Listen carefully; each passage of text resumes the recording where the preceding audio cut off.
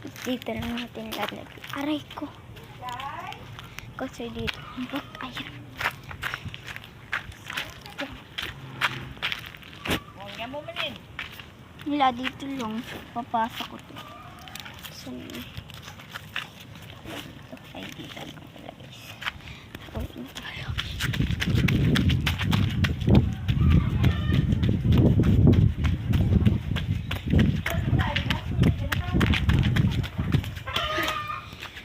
So, guys, comment na lang kayo.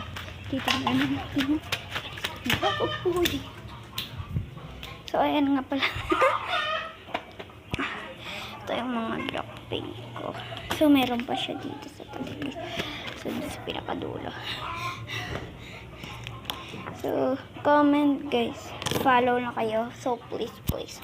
Please, please, please, please.